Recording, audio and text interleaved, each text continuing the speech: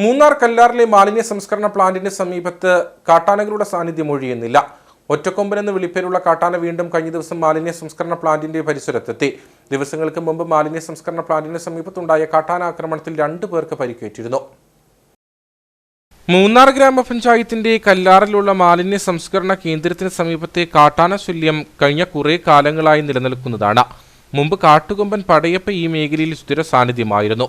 ഇതിനുശേഷമാണിപ്പോൾ ഒറ്റക്കൊമ്പനെന്ന് വിളിപ്പേരുള്ള കാട്ടാന മാലിന്യ സംസ്കരണ കേന്ദ്രത്തിന് സമീപം ഇടയ്ക്കിടെ എത്തുന്ന സ്ഥിതിയുണ്ടായിട്ടുള്ളത്. കഴിഞ്ഞ ദിവസവും ഒറ്റക്കൊമ്പൻ ഈ മേഖലയിലെത്തി. ദിവസങ്ങൾക്ക് മുമ്പ് മാലിന്യ സംസ്കരണ പ്ലാന്റിന് സമീപത്തുണ്ടായ കാട്ടാന ആക്രമണത്തിൽ 2 പേർക്ക് പരിക്കേറ്റിരുന്നു. കേന്ദ്രത്തിലെ തൊഴിലാളികൾക്കായിരുന്നു പരിക്കേറ്റത്.